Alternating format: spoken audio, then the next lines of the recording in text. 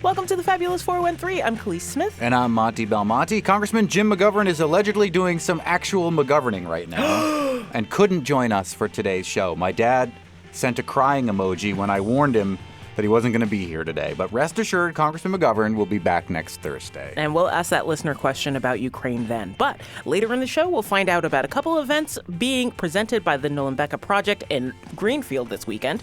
We'll be joined by Western Mass Rights of Nature's Livia Charles, Hartman Dietz from the Mashpee Wampanoag tribe, and Dian Dix from the Nolumbeka Project. But first,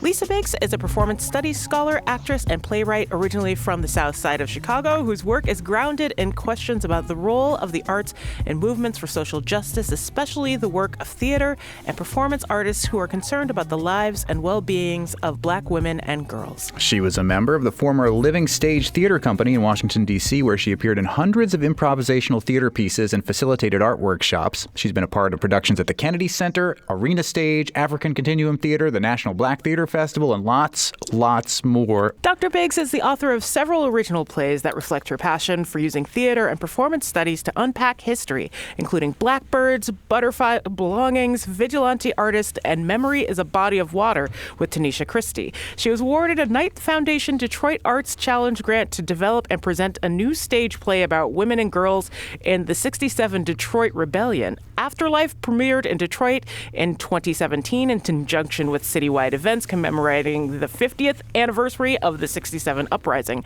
She toured her most recent solo performance work, Where Spirit Rides, about 19th century women abolitionists across the United States. Her first book, The Healing Stage, Black Women, Incarceration, and the Art of Transformation, emerges from over a decade of research with some of the most brilliant and vulnerable members of our society, incarcerated women, focusing on prison and jail-based arts programs in the U.S. and South Africa. The book illustrates how Black feminist cultural traditions enable women in correctional systems to look at the root of crime and the stereotypes surrounding the incarcerated. Dr. Biggs currently serves as the John Atwater and Diana Nelson Assistant Professor of the Arts and Africana Studies at Brown University in Providence, but she earned a BA in theater and dance here in the 413 from Amherst College and will be reading as part of Amherst College's LitFest this weekend. Welcome. Thank you so much for having me. It's really an honor.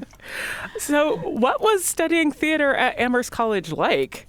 Well, we're going to go, this is the way back machine, because I'm class of 93. So the Valley was really different. The department, I think, as it is now, was pretty small. There were just a handful of us who majored in theater and dance. But because of that, I could make just about anything that I could dream of. I got fabulous training, and I had full access to all of the studio. Actually, the one dance studio at the time was in the was next to the baseball cage. So there was not dance studios like they have now. The buildings have really been transformed. The facilities are so much better now. But I had great teaching, and I had small classes, and so I had lots of opportunities to play and to experiment and to struggle and then to try again. I felt really nurtured. You have a stellar CV, as you probably heard in the intro there, and I'm sure that you know because it's your CV.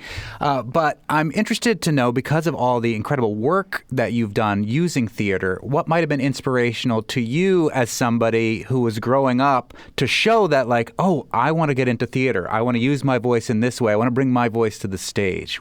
That's a great question. I grew up on the South Side of Chicago, and I was a super shy kid, super shy. So me and a friend, we double dog dared ourselves to audition for a play. It was called The Diary of Adam and Eve.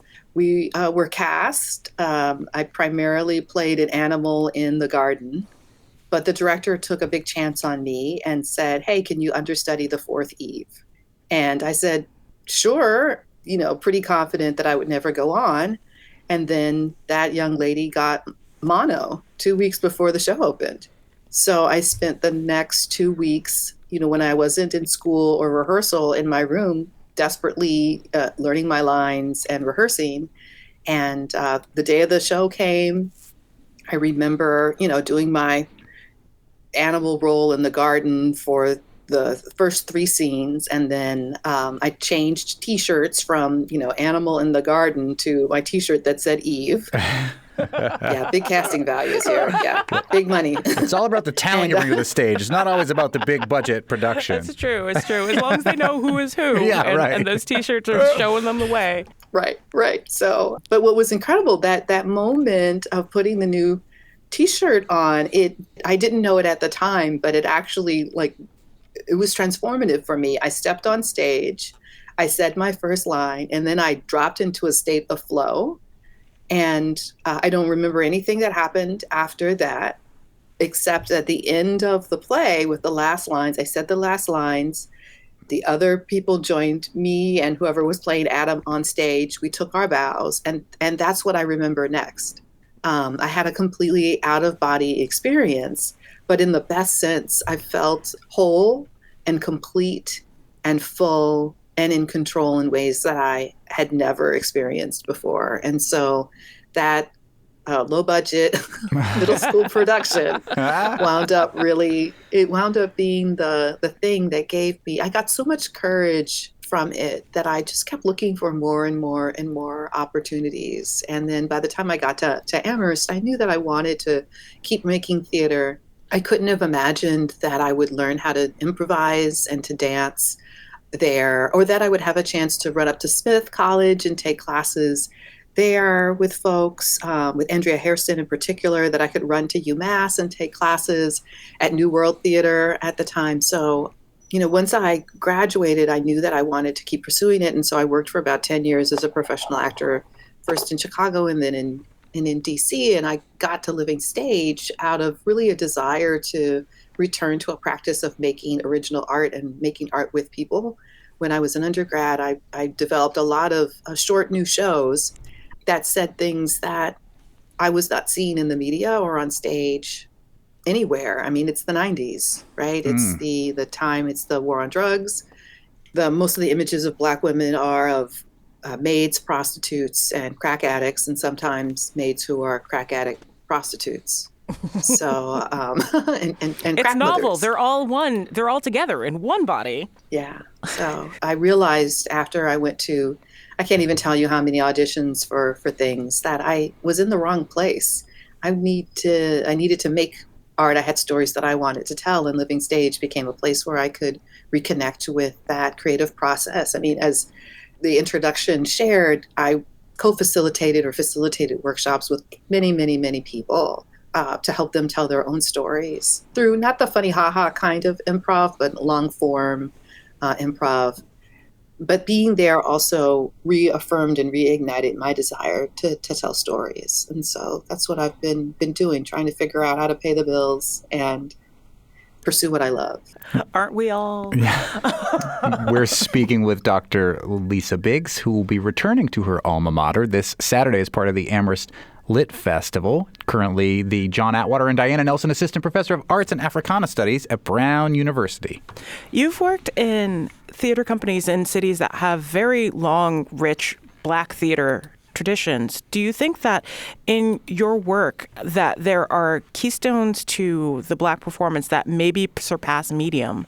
We're not just talking about tropes at this point with like Black theater, but like perhaps, especially because you've worked on projects that involve the nuances of Black women with women in prisons, are there certain things about the Black experience, especially as it pertains to theater, that somehow shine through in your work?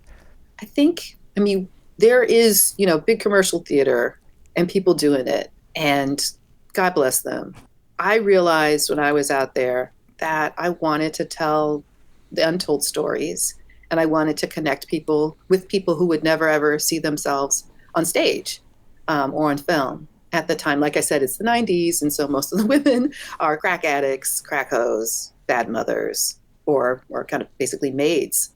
What I learned is that I also had to cultivate and be in spaces where people were committed to creating work that defied stereotype with an ethos of care underneath it. I think many Black theater companies have an ethos of care at their heart because they consider themselves to be part of a larger cultural, social, political, and economic project that is not just about, bigger, faster, funnier, making people laugh. It's not even so much about education or edutainment, as they say, but really about an effort to transform people's understanding of Black family, Black community life, Black history, and Black culture, to push back against stereotype, especially the most reductive ones, and to share knowledge and experience, including things that we might not have gotten from our parents, but is so good and powerful that we feel a sense of urgency of sharing with future generations.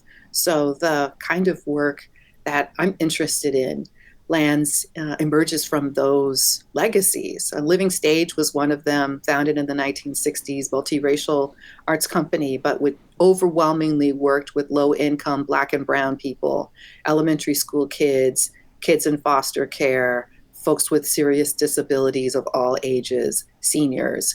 We did not do big, funny shows that uplifted stereotypes about people. We told untold stories.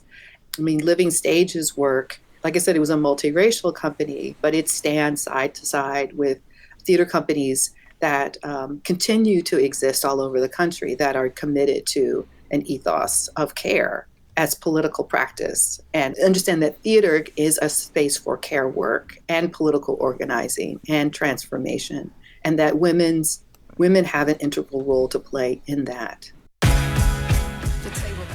Coming up, more with theater maker and author Lisa Biggs, who will return to her alma mater, Amherst College, this weekend. We hear about the audition that broke her and about her work bringing the power of theater to the incarcerated. You're listening to the Fabulous 413 on 88.5 NEPM.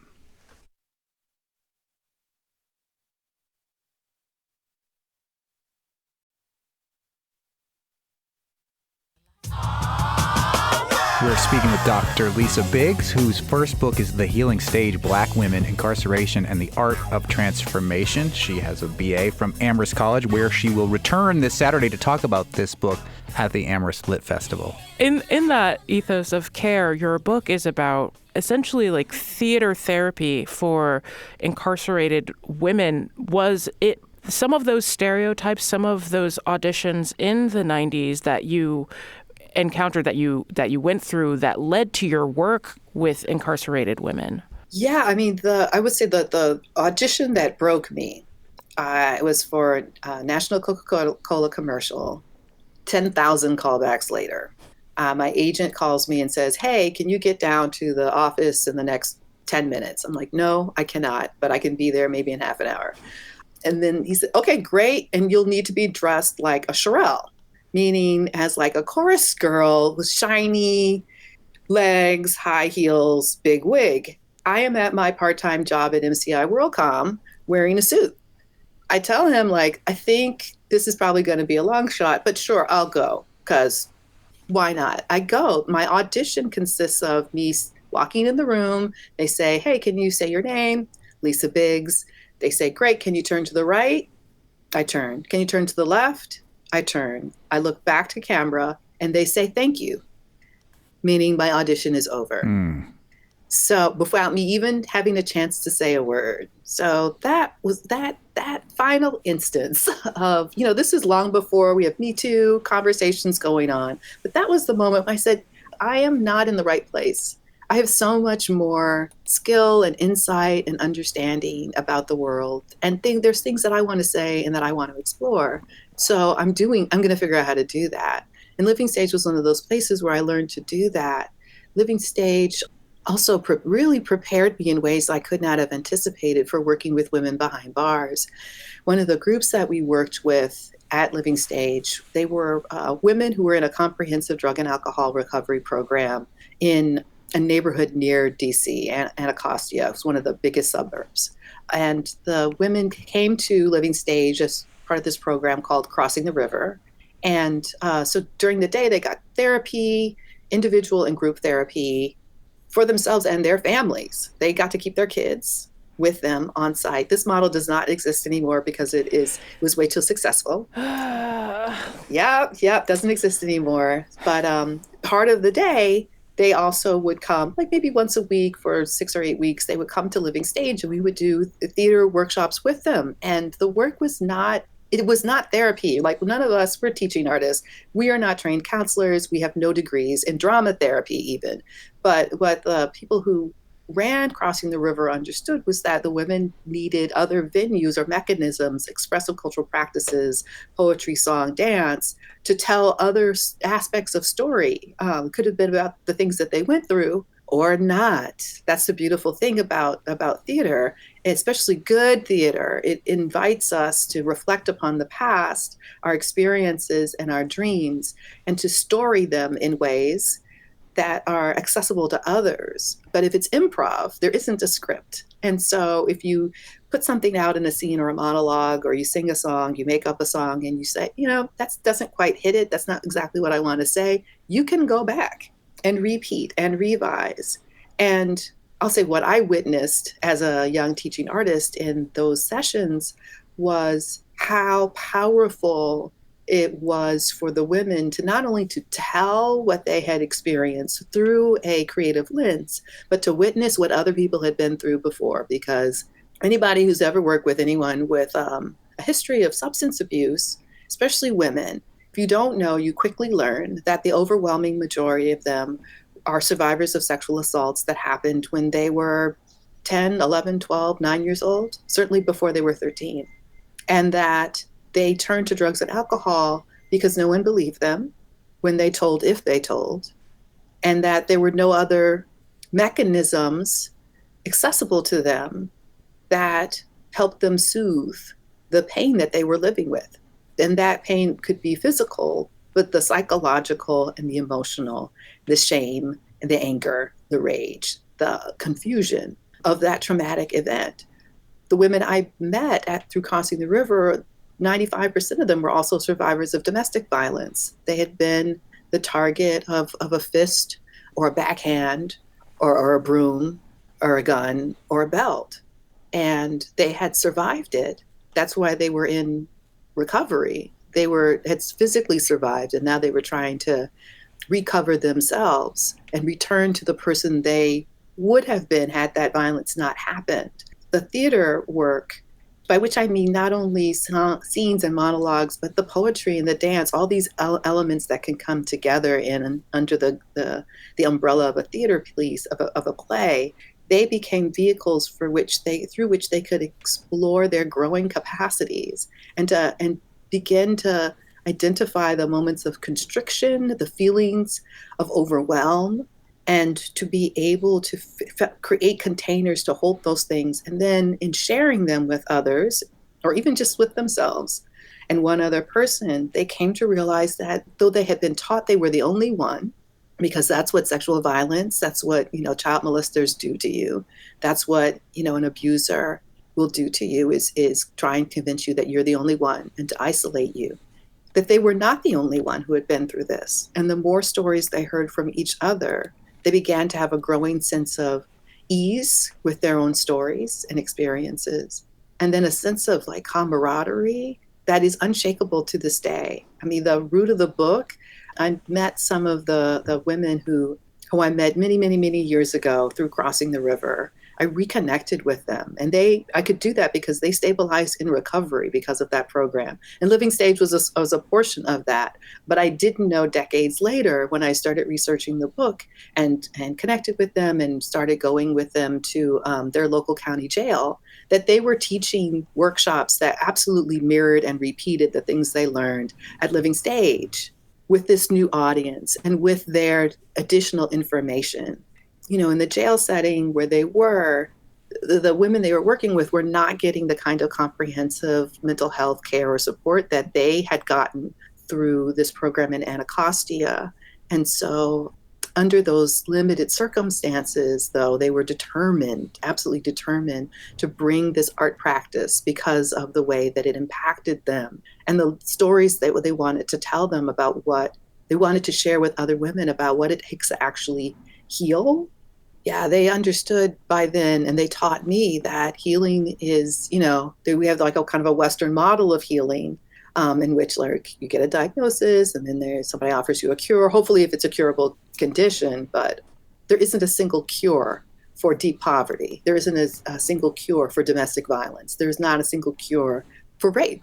for sexual assault, and for living with the trauma of those experiences. And so what they taught me was that the arts had an integral role to play in a process of self-repair, that they were double dog daring themselves and others to go on, and that they were the kind of survivors and skilled theater facilitators who were able to hold women, meet women where they were, and to offer them the same kind of loving care and support that they had received, that enabled them to, yes, enter recovery and to stay there. And then, kind of that model of when your cup runneth over, you don't give people a cup, you give people the spillover. They were giving people the spillover. We're speaking with Dr. Lisa Biggs, whose first book is The Healing Stage, Black Women, Incarceration, and the Art of Transformation. She has a BA from Amherst College, where she will return this Saturday to talk about this book at the Amherst Lit Festival. From all of your experiences, like you've performed with Bill T. Jones, you've been at the Kennedy Center. What experiences from that are perhaps most influential on the way that you teach? Wow, that's a good question. It's funny, like I have been in all these incredible theatrical kind of production sites, but when I think about teaching, I do go back to Living Stage as a place, because that's where I first learned how to teach. I think I also, I go back to the work I did with Jennifer Nelson, who was she's still alive, but her company, the African Continuum Theater, doesn't exist anymore. She's an influence, a brilliant director. Brilliant. I also model some practices of Rhodessa Jones, who is a Black theater maker based in San Francisco. Her company, the Medea Project Theater for Incarcerated Women. That was a place where I really started, I guess, thinking about how one, we wouldn't have called it practices of consent back in the day, but how you create a tone that basically insists that people show up and that they tell the hard story. Living Stage, we invited people into sessions of play. You could tell a hard story if you wanted to, but in the end, that was not our project. But Rhodessa is a person who, she is serious about getting to what she calls the real. And by that she means, identifying the myths that circulate as truth and the misinformation, and unpacking that stuff, and then asking people in the workshop, what really happened? What's the real? Can you step into that space and hold it for us, with us? Oh, and I would say also from my grad school years, D. Soyini Madison and E. Patrick Johnson, performance studies scholars. Whew, yes, the word, they redefine close reading for me. Dr. Lisa Biggs returning to her alma mater at Amherst College this Saturday, but currently a professor of the Arts and Africana Studies at Brown University in Providence, where I used to skip school and hang out on Thayer Street all the time. Now you're going to come back to Amherst. What is something that you are looking forward to doing, seeing, or eating when you come back to where you had your undergrad, Dr. Biggs? Wow. Is the Black Sheep still there? Yes, it is. Yes. Cafe? Yep. All right. So two of my professors, Wendy Woodson and Suzanne Dugan, they were instrumental in launching me on this journey. They introduced me to that space, and I'm delighted it's still there. Just to date myself completely, I remember when they opened the Antonios. Ah, wow. Aparna Nancherla, who was on the show last week, was talking about how they're excited to go back to that slice shop there. They still have tortellini on North slices? Present. Still tortellini on slices. Individual slices of giant pizza. Wow. Pretty good. Wow. Well, things are really different, though. I mean, like I said, I remember when they opened the Antonios, so there wasn't.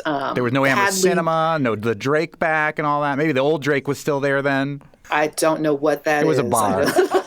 Now it's a performance space. A performance space. Yes. With a bar. Oh no, With it a wasn't bar. there. If it Yeah, was but- there, it was unknown to me. Yeah. I remember dark nights when we would before the bus stopped running, we would go to the Stop and Shop and just walk around. Even when I moved to Amherst in the early part of this millennium, it was kind of boring like I that feel like too, that's so. a universal college thing, though. Like, I went to Kenyon in the middle of nowhere, so we had to find somebody with a car to go to the Kroger, but the Kroger was open 24 hours, so we would also walk around the shelves at night. Yeah. We would go to Denny's anyway. Everything else I want to add, I want to pick your brain about so much because your work is fascinating. I did read your essay about Rhodesia Jones's Big Butt Girls and Hard-Headed Women, which was just fantastic. It was just fascinating. But we're going to encourage everybody else to take a look at that. You can read it on Professor Biggs's website. And thank you so much for taking some time to chat with us before you head back to your alma mater to talk about all your work. Thank you both so much. It was really a pleasure to talk with you. Looking forward to LitFest. Yay! See you everybody soon, hopefully. Lisa Biggs is a part of the reading happening at LitFest on February 24th at 3 p.m. That's on Saturday in the afternoon. Find out more on Amherst College's website. Up next, should the Connecticut River have its own rights? Western Mass Rights of Nature thinks so, and so do many of the indigenous communities of these lands. We'll talk with Livia Charles from Western Mass Rights of Nature, as well as Dian Dix from the Nolumbeka Project, and Hartman Dietz from the Mashpee Wampanoag tribe, who also serves as a Native American cultural consult for the Charles River Watershed Association. You're listening to the Fabulous 413 on 88.5 NEPM. The Fabulous 413 podcast is funded by Northeast Solar, helping customers make the switch to solar for savings, energy security, and tax incentives. Learn more at northeast-solar.com.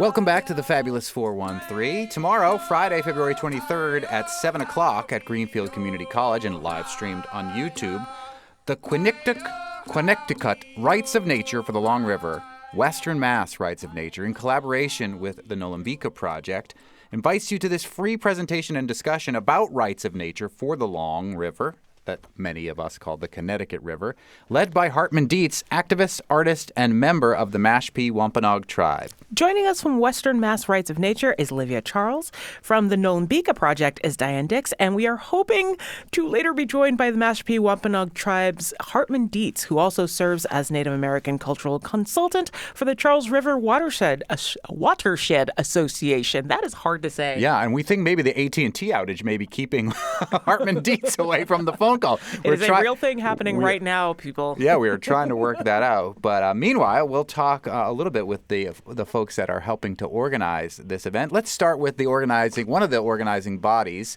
of the event, the Nolumbeka Project. And Dian Dix, tell us, if people aren't familiar with the Nolumbeka Project, what it is and what you're all about.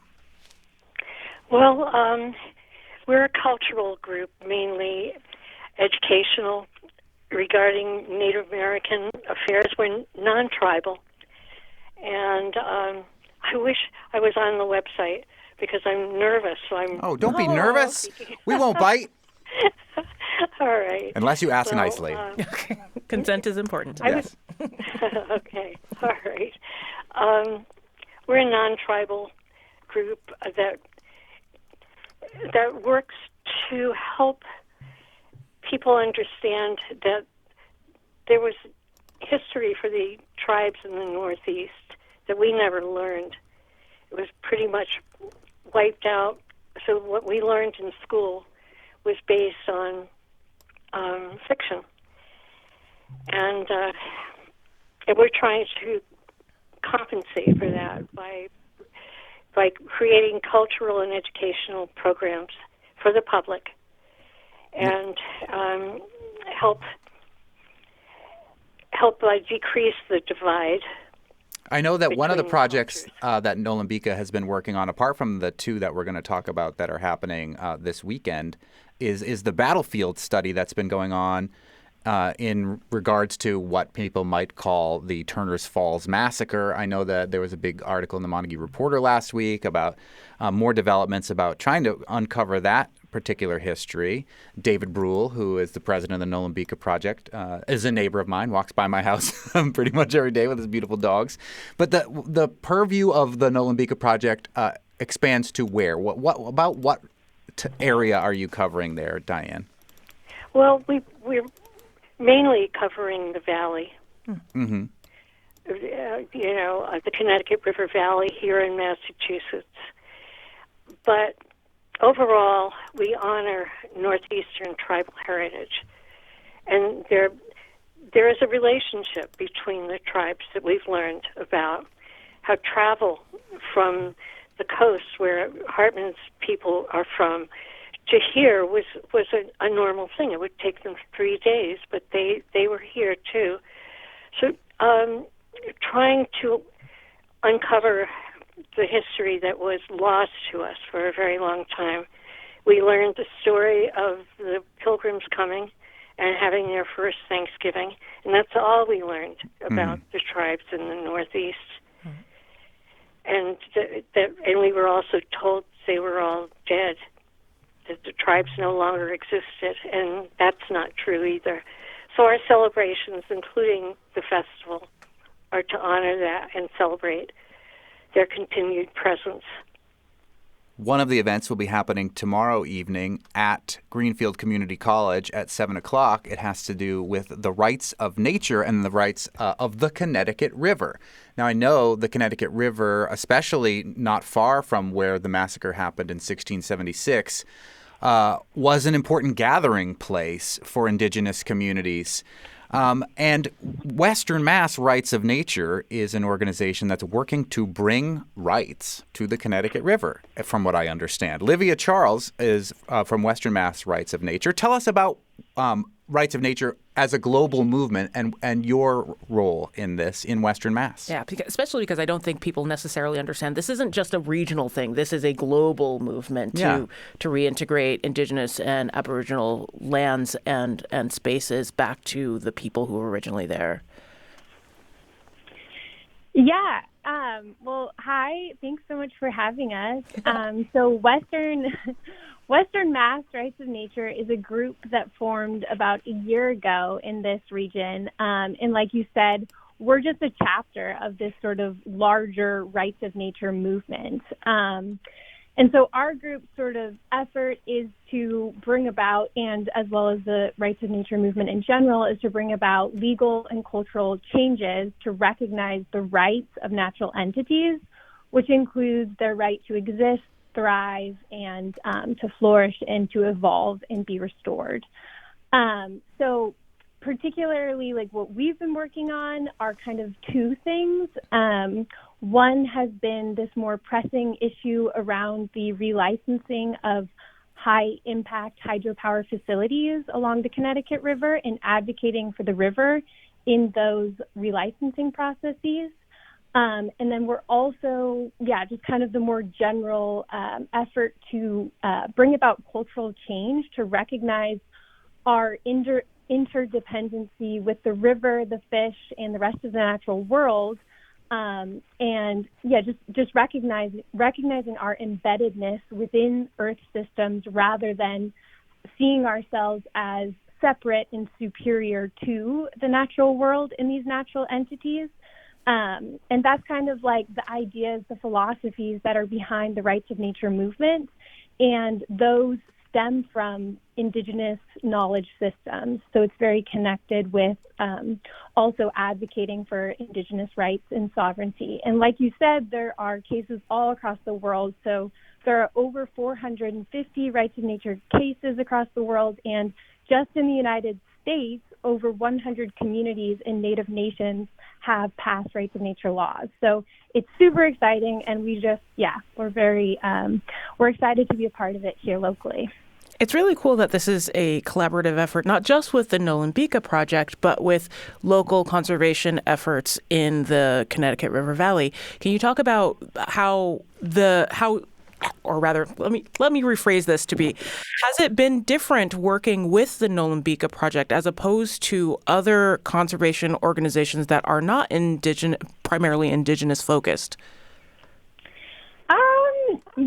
I would say definitely. I mean, I'm very new to this work and I'm pretty young, but I have worked for environmental nonprofits for 4 years, and this is my first time working with an Indigenous or Native-based organization. And I think we tabled at the Patuxmuck. God, am I saying that right? Patuxmuck. Thank you. Festival over the summer, and I think there's just sort of this let's see if I can express this. This knowing that we need to reconnect not only to the local natural ecosystems, but also to each other, and this need for healing both amongst the humans and the natural world that is oftentimes missing in our kind of anthropocentric legal system, and this need to like go and constantly put out these fires of like, whether it's fossil fuel fracking coming in or high impact hydroelectric facilities, that we don't kind of slow down and realize that this healing is really necessary in order to make change rather than just staying in this system that's not working for us nor the rest of Earth's systems. That's Livia Charles from Western Mass Rights of Nature, who will be part of an event happening tomorrow, February 23rd at 7 o'clock at Greenfield Community College, advocating for the rights of nature for the Long River or the Connecticut River. I think, Livia, there might be people listening to this and say, we're struggling to get voting rights for human beings. We're struggling to get equal rights for women and people of color. When they hear about advocating for rights of a river, maybe it's something that they aspirationally understand or would hope for, but they might think, what does that actually mean? So when you say that there's laws that have been passed that have granted rights to different environmental things, what do those laws say and how do they play out in real time? Yeah, absolutely. So something that's kind of cool about the rights of nature is that it's very local based. So different communities, as I said, across the world are using it for their particular needs and to meet their particular geographic identity. So, for example, Grant Township, Pennsylvania is a small rural town with like under 700 people, and they passed a rights of nature law back in, I think it was 2014. And so they passed an ordinance through local democracy, through local governance process. And after 10 years of fighting this fracking injection well that was coming into their community, they were able to stop it, in part by suing the company that was coming in, and then also by just doing a lot of advocacy, and they also passed a civil disobedience law. So in that case, it was used more reactively to stop this environmentally harmful project from coming in, whereas in a place like Santa Monica, California, they also passed a rights of nature ordinance, and theirs was more proactive, so they did not have an impending threat coming into their community, but they instead incorporated these philosophies that rivers, the watershed, the air, that these entities should have rights into policy and into their sustainability plan. And actually, they cited this ordinance and the rights of nature as a reason for banning private wells. And then I'll just give one more example. There's a million examples. In New Zealand, they've granted legal personhood to the Whanganui River and also the Te Arewera forest.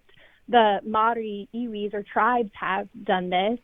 And so this has basically allowed for the Western colonial management systems to be removed so that the Maori people can govern and manage the land with their traditional practices. So it can be used in all of these different ways, depending on what the community needs. But something that I think is true for almost all of the cases is that it's very grassroots, and it's really about advocating for the community and the individual needs, or the needs of the community, the ecosystem, and the people.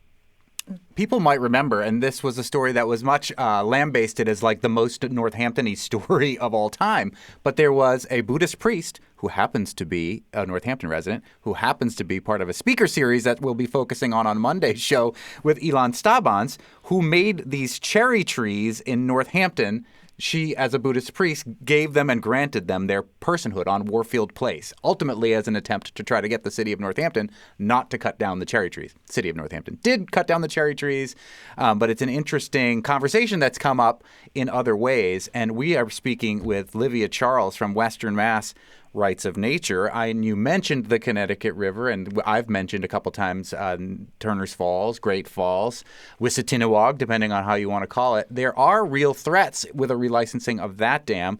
I want to talk a little bit more about those things with that particular relicensing, and I want to hear about other things in nature in Western Mass that you'd like to grant rights to with the organization, Livia. We're also joined by the Nolumbeka's Project, Dian Dix, who's hosting an event about this, and specifically in respect to the Connecticut River, tomorrow evening at Greenfield Community College. We'll take a little break. We'll keep trying. That AT&T will come back, and maybe we'll get to talk with Hartman Dietz, the keynote speaker, on the other side of this break. And either way, we will also talk about the second event that's kind of part of this weekend. You're listening to the Fabulous 413 on 88.5 NEPM.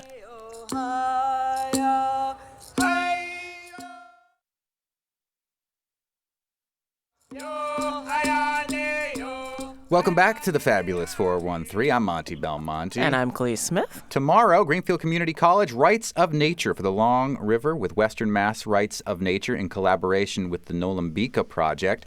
We're joined by Dian Dix of the Nolumbeka Project, and this is a little bit of an aside, Diane, but during this show, there was a testimonial about donating to NEPM that was voiced by somebody named Dian Dix. Is that you?